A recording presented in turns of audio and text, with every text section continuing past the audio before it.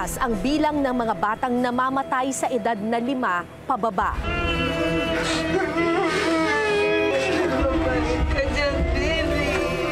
Ang pinaka-nakababahala, karamihan sa mga batang ito matatagpuan sa Maynila. Lunes, okay pa po eh. Nagtatakbo-takbo pa yung tinitignan kong baby ko. Okay naman siya eh. Gumagalaw-galaw pa nga eh. Yun nga po, yung umaga na, sabi ng asawa ko, Han, di ko kaya makita si Lian, tignan mo doon. Sabi ng nurse, ma'am, tignan niyo na lang po yung baby.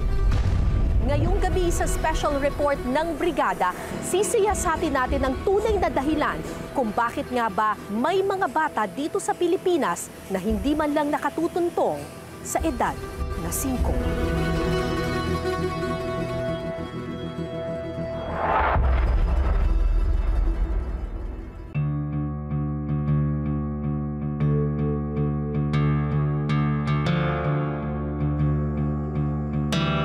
Nga na namon alam kasi ganun talaga good siya, hindi siya makalakad.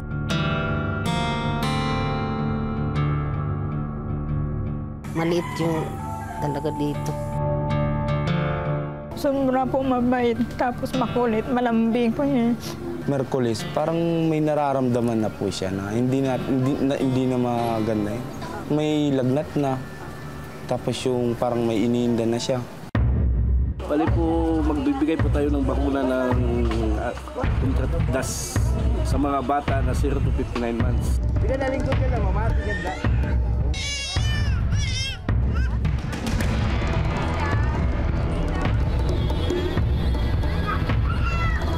Pat na lang sila bulig sa imo ah.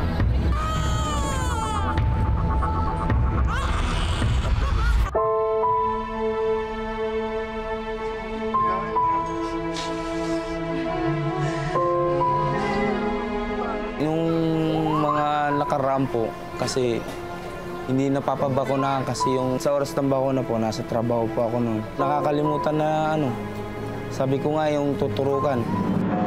Biyaya at yaman ng pamilya ang turing ng bawat magulang sa kanilang mga anak. Kaya ang mga magulang ginagawa ang lahat para sa kanilang mga anak. Ngunit may mga pangyayari sa buhay na hindi natin hawak at hindi inaasahan.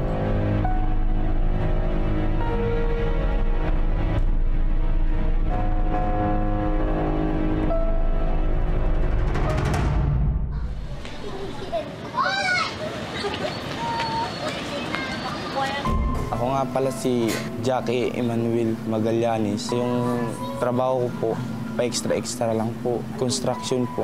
1 linggo wala po ako ngayon pasok eh. Kasi inasikaso ko po yung anak ko eh.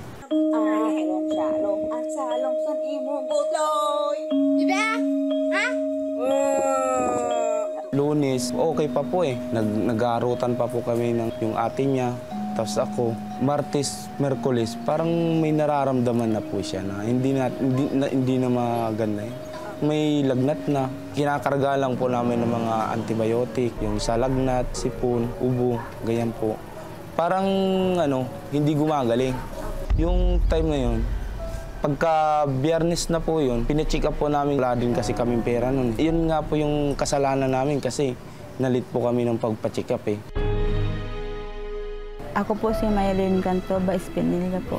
Sobra po mabait, tapos makulit, tapos mahilig siya po, malambing po niya. Naglalaro, tapos nagtatakbo-takbo. Ngayon lang po ako nakaranas po nagpa-check up sa anak ko. Sabi nila po, ilalagyan po ng tubo ng para gumaling, makakatulong doon na para makahingang bata. Sabi ko po, ma'am, ayaw ko po magpatubo, pulmonya daw eh. Grabe daw na pulmonya, sabi, nag-uubo. Tapos parang may lumabas po ng mga pula, kalamin buong araw. Nag-iisang anak ni na Jackie at Maylene, si Liam. Isang malaking pagsubok ang kanilang hinarap dahil sa pagkakasakit ng 1 taong gulang nilang anak. Tinitignan kong baby ko, okay naman siya eh. Gumagalaw-galaw pa nga eh.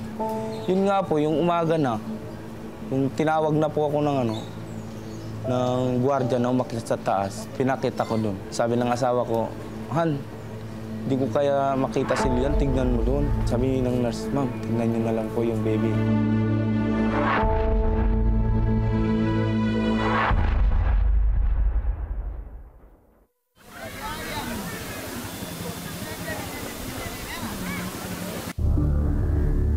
Abdullah Bula po ang pangalan ko. Ako po ay barangay tanod po ng barangay nito, barangay 649. Bago nagkasakit yung anak namin, wala po kami napansin.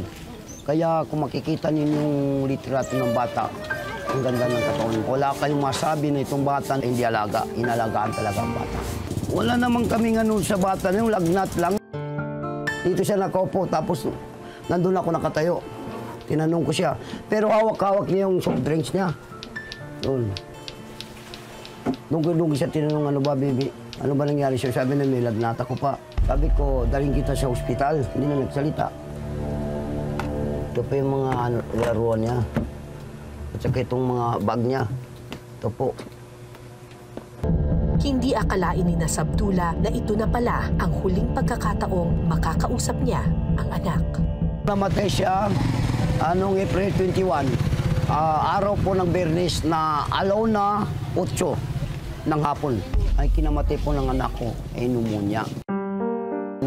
Wala po akong alam doon kung ano ba talaga. Ma'am, yun na lang alam ko na nasobra ng init yung bata, hindi na kaya ng bata yung init.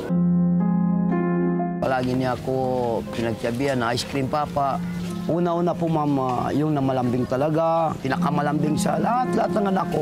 8 ang anak ko, yun ang pinakamalambing. Kaya pala may kahulugan pala kapag ganun ang bata, may ibig sabihin pala na hindi tumagal sa mundo. Alinsunod sa tradisyong Islam, agad na inilibing ang bangkay ni Johanna. Doon ko sinisisi yung sarili ko sa hindi araw-araw na nasa tabi namin yung bata. Dahil doon sa, siyempre, gusto namin yung makaahon sila sa pangangailangan nila sa gatas. Kasi nagagatas pa yung mami. Dapat sana lagi tayo mag-iingat sa ating mga kabataan. Ayun ang sinasabi ko, makukuha pala yung pera, ma'am, pero mawalan ka ng pamilya, ma'am. Pinakamasakit sa lahat ng pinakamasakit na mawalan ka ng pamilya. Sa ngayon po, pinaubaya ko na si taas. Kasi kahit anong pangalaga natin, kung talagang sa kanya talaga, ma'am. Ayon sa ulat na inilabas ng United Nations Interagency Group for Child Mortality Estimation o UNIGME nitong Enero 2023, 5 milyong batang edad 5 pababa ang namatay noong 2021.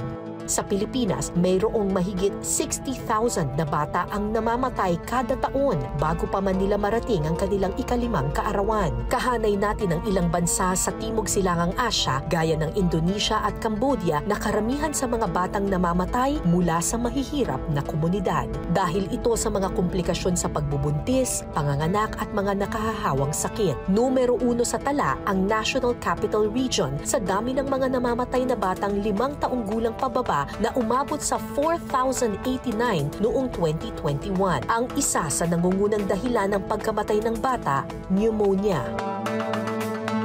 Ayon sa United Nations, hanggat hindi nagkakaroon ng mabilis at maayos na serbisyong medikal, mas marami pa raw na mga bata ang maaaring masayang ang buhay. Marami kasing bata ang namamatay dahil sa kakulangan sa kaalaman sa sakit at kakulangan sa panggastos para sa pagpapagamot. Sa data talagang pinakamataas ng NCR, pero kung makikita mo naman, ang population naman ng NCR is almost 10% ng population ng buong Pilipinas. So we are 15 million dito sa NCR. Isa pang malaking factor dito kasi is dito sa NCR, nandito yung pinakamalalaki nating disadvantaged areas. Ito yung ating mga slum areas. Yung geographic access, hindi naman yun ang issue kasi ang daming facilities sa Metro Manila, tabi-tabi. Minsan kahit katabi nila, hindi sila pumupunta. Number 2 kasi is the financial access. So kahit na nandiyan yung facility pero wala silang pambayad, hindi pa rin nila ma-access yung services ng ating mga health facilities. Pag pumunta sila sa health center, ay wala silang babayaran at pwede silang magpatingin doon anytime. Merong mga barangay health centers na kanya-kanya po silang bili na ng gamot. Kasi dahil sa devolution, yung pagbili ng gamot kasi ay ibinabana natin sa mga LGUs. May mga non-government organizations o NGO naman na tumutulong na mabigyan ng maayos na kalusugan at kapakanan ng mga kabataan. Pag-usapan kasi natin yung kalusugan ng bata, titingnan din natin yung kalusugan yung nanay. Kasi doon kasi nag-start ano maging kalagayan ng kalusugan ng baby. Dapat ang tingin natin sa bata ay buo. Kaya titingnan natin serbisyo para sa newborn, serbisyo para sa up to 1-year-old, lalo na yung immunization. Kasi dapat kompleto yung immunization at age 1-year-old. All children 0 to 59 months old. So mabibigyan po sila ng measles, rubella, yung 9 to 59 months, at yung oral polio vaccine, yung ating 0 to 59 months old na children. Bakit po kailangan ito? This is a supplemental immunization on top of the routine immunization na nakuha nila doon sa health centers. Bakit po tayo kailangan ng supplemental immunization? This is to prevent an outbreak. So meron na po tayo nagkaroon ng outbreak noong 2019 ng measles at polio. So ngayon po, this is to prevent an impending outbreak. Kaya po tayo nagsusupplemental immunization. So yung ating mga GIDA areas, meron tayong programa ngayon na ina-expand natin yung access. Ngayon po ay yung ating mga health workers ngayon ay nagbabahay-bahay. Literally nagbabahay-bahay. Sa datos ng Department of Health o DOH sa Calbayog City, Samar, naitala ang may pinakamababang immunization rate sa buong Pilipinas noong 2021. 1,782 o 39.83% ng kabuuang 4,474 na eligible population under 1-year-old ang bilang ng mga batang nabigyan ng kumpletong bakuna rito. That time that we were in COVID, all our staff, even the contractuals, were utilized sa COVID response. Our routine activities were left. Closed ang mga health centers. So wala talaga kami magagawang bakunahan. Ito na aming lugar ay talagang sobrang lawak. Geographically isolated and depressed area. Yung mga wala talagang road network. So all the time na nagbabiyahe sila, nagha-hike po from one barangay to the next.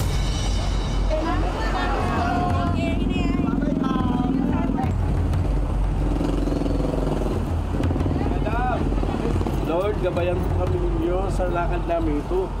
Puntang Dilino, Dinawakan at saka Nagumasa na.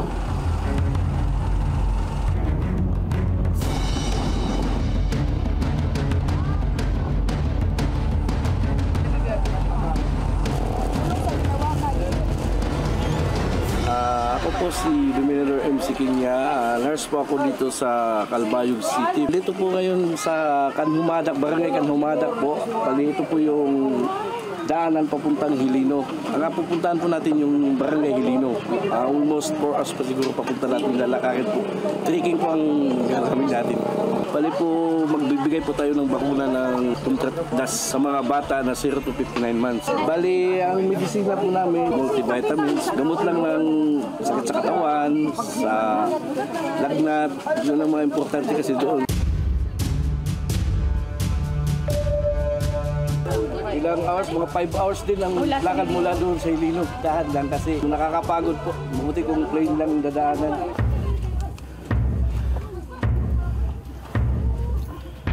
Tinawag kasi itong Upper Happy Valley dahil nasa mga komunidad ay nasa tuktok ng bundok. Mas na masayin sa GIDA, iisipin mo talaga sa kabundukan talaga tayo. Hindi lang kabundukan, yung ibang GIDA kasi mayroon sa Island GIDA kasi may mga Island GIDA dito. At saka being a nurse, kailangan mo dito ng maging compassionate ka sa mga tao. Dedication mo, service mo.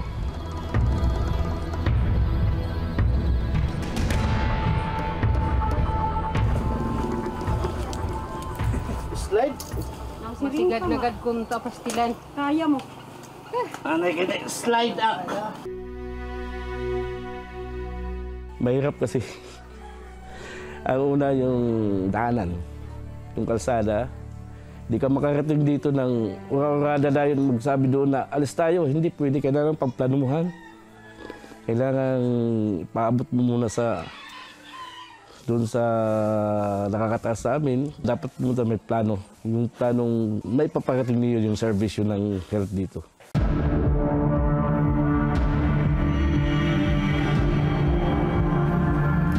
Pag-akyat sa maputik na bundok at pagtawid sa mga sapa.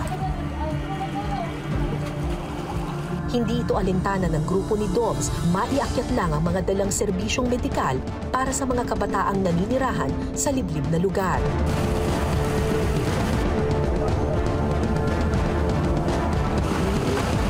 minsan wala. At pinili na lang. Pero baon sila. Mga Girl Scout din sila eh. Kasama na kasi yun sa servisyo mo. Kasi dito ka na-assign. Kailangan talaga expect ka talaga to the worst. Kung ano yung pupuntahan mo.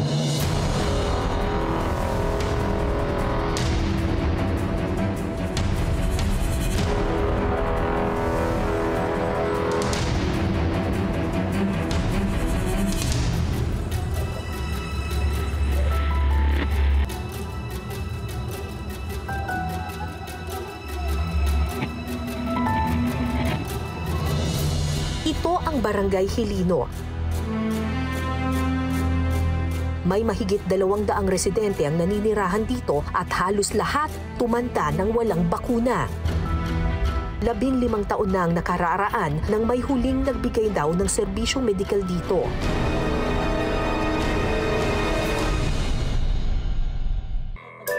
Pebrero ng taong ito, unang maakyat ng team ni DOMS ang barangay na ito.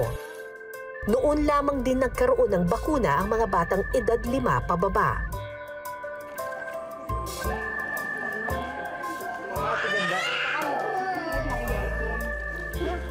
Akong kuha niya na, otro, maghangyo kami sa niyo partisipasyon sinina national campaign para sa kontra tipdas pati kontra polio. Ang among ihahatag, bakuna kontra tipdas pati ang patak na para sa polio.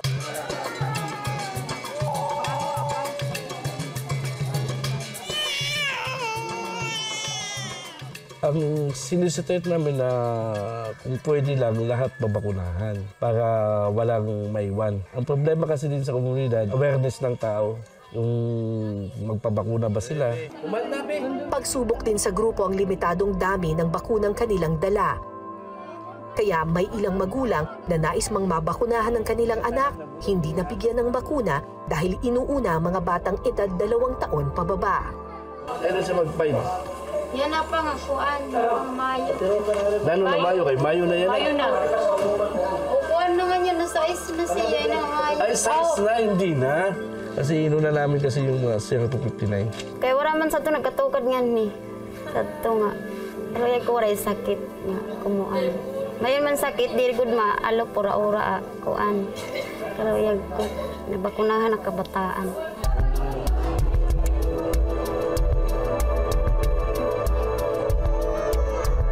Ako po si Pilar Saucero, Osingintay City. Hindi naman namin alam nga ano polio ito kasi nandun kami sa ospital. Hindi pa siya, maliit siya talaga maliit. Pagkada ko niya, napansin namin ito.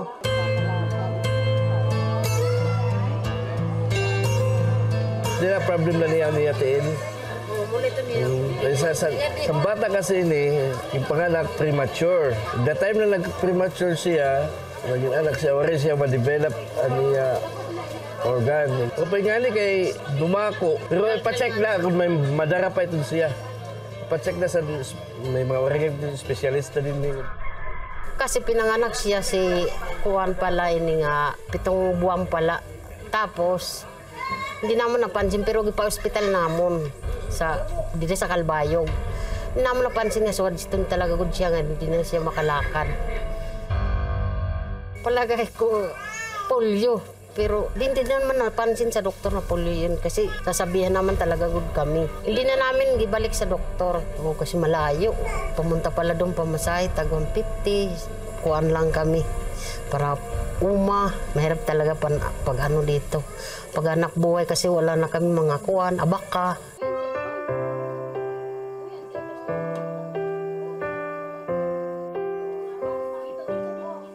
Hindi nga na namon alam kasi ganun talaga good siya. Hindi siya makalakad.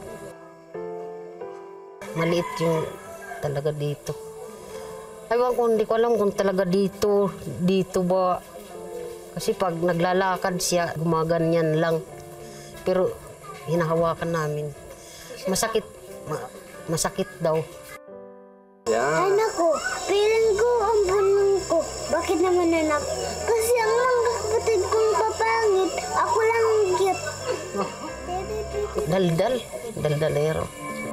Dahil hindi makatayo, Kailangan niyang dumapa para maisuot ang kanyang shorts.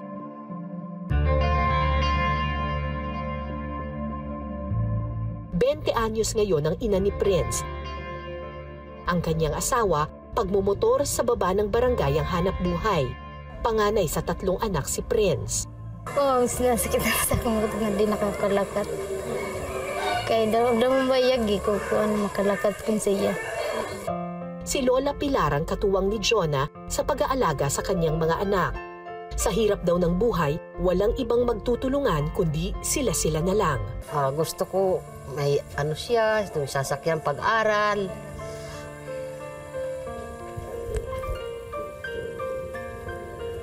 Kasi masakit yan talaga, mayroon Pero ititiis lang namin kasi talagang ligay ng Panginoon. Mahirap talaga pag-alaga, pero ano lang namin, titiis. Nag-aabang pa rin sina Lola Pilar at Prince kung may sosobrang bakuna para sa edad niya. Ini ba siya? Ang anak ini ko na warin mo pa bakunahe. Waray ada kinasipan din pwede sa isnya kay 5 pa lang siya na. Saan mo gud niya birthday? Kay saan mo gud siya birthday? Kaya di ananan sila. June na no. June 13. Okay ba? siya. Ano yung imo mo bakunahan lang siya? Okay na ito mo sa open. Okay lang kasi hindi naman niya pagpakamatay. Pagpabuti mo, walang doktor nga nagpapakamatay sa mga bata. Mas na aawa pa nga. Super, mga tao na natutuwa na napapansin sila dito. Dumadating kami dito, okay naman, warm ng kapitan naman ng komunidad. Ano naman kami, nasikaso. Yun ang maganda rin, nakakataba ng puso na ang komunidad nila, tanggap ka. Maluwag na tinanggap ng mga taga-Hilino sina Doms. Dito na rin sila pinatuloy ng ilang residente para mas makapagpahinga bago muling sumabak sa akyatan kinabukasan.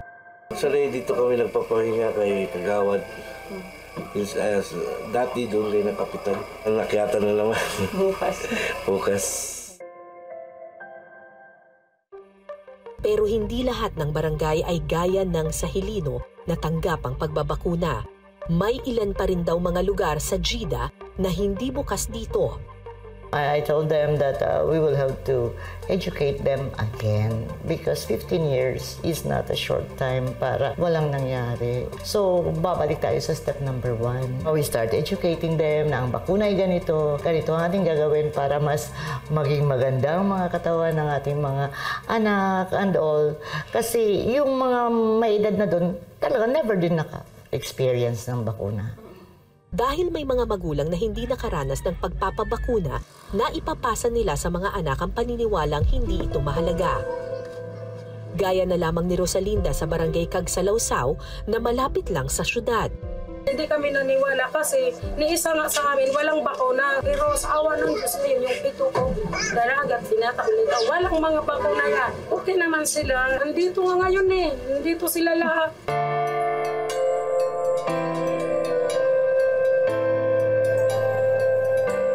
Pagkatapos po dito, pupunta pa po kami ng 2 barangay, malayo po, almost 3 hours, 3 to 4 hours. Sana ang mga nurses bigyan ng chance na maging permanent. Kasi mga contractual lang kami. Hanggat may mandatos kami na as a DOH nurses, aakyat kami kung paakyatin kami. Kahit mahirap, susungin namin para sa servisyong medikal dito sa Jeddah Barangays. At maisipin nilang mayroon palang komunidad dito, hindi lang city. Nag-iisang anak ni Maylene at Jackie ang 1 taong gulang na si Liam. Kaya hindi nila malaman ang gagawin ng magkasakit ng pneumonia ang anak. Kala namin sa ipin, kasi siyempre po 1 year siya, magtutubo yung ipin. Sabi naman kasi sa mga matatanda, pag ang bata daw nag-iipin, nagtatai, kasi may lagnat. Yun po yung paniniwala din namin. Kaso hindi talaga na, hindi mali pala yun. Kulang po siya ng 2. 2 turok po. yung bakuna po.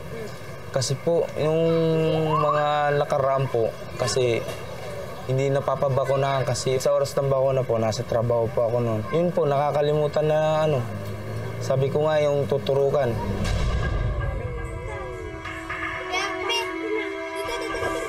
Lunes, okay pa po eh. Nag-aarutan pa po kami ng yung ate niya.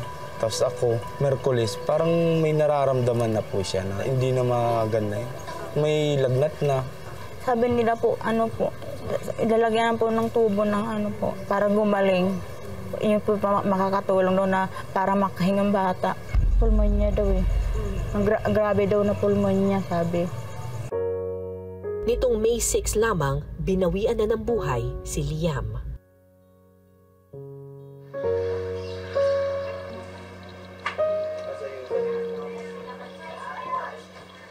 Mahal na mahal ko kasi yung anak ko na yun. Tapos talaga habang inaano nga siya, sabi ko, nak, lumabang ka na para sa mama mo at saka papa mo. Lalabang kami para sa'yo. Dapat po, pag may nararamdaman ng isang baby, kailangan po dalhin ka agad sa mga paggamutan na Ayun nga po yung pinagsisihan namin, ba't di kaagad namin nadala yung baby namin. It is preventable and it is curable. So most common po ito ay bacterial infection, yung pneumonia. It's a respiratory infection caused by a bacteria. So ang symptoms niyan ay fever, high fever, difficulty of breathing, cough. Yan. So, ang importante lang kasi dito, isang cause kung bakit late na minsan nadadala ng mga nanay sa ospital yung mga bata, hindi nila alam kung kailan ba talaga kailangan i-refer yung mga bata. So, ngayon, meron tayong mga pneumococcal vaccines. Sa adult, meron din tayong mga pneumonia vaccine. At ang isa din is yung measles. Ito nga, kasama dito kasi isa sa komplikasyon ng measles ay pneumonia. Kailangan natin turuan yung mga magulang. Dito ang mahalaga yung talagang role ng mga barangay health workers, yung mga nasa health center, no? Para maturuan natin yung sa bahay pa lang, alam na nila na, baka yung simpleng ubo or simpleng sipon, diba? Alam na natin na pwede yan mag-progress sa pneumonia eh. Of course, mandato kasi ng gobyerno yon to deliver services. Pero, devolve nga sa LGU. So, dapat titingnan din natin yung mga LGU na capacitated din sila. At saka bigyan ng priority ang health.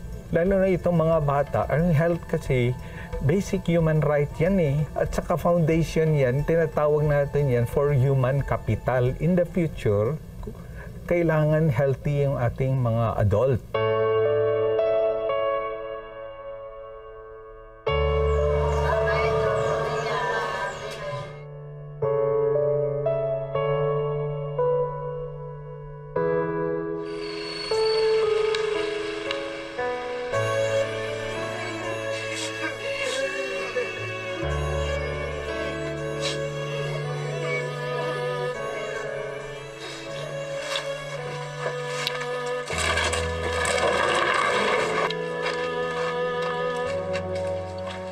Namimiss talaga namin kasi first baby namin yun. Diyan kami na ng lakas ng loob. Kung nagkala sa amin yung taong, tubayan mo na lang kami.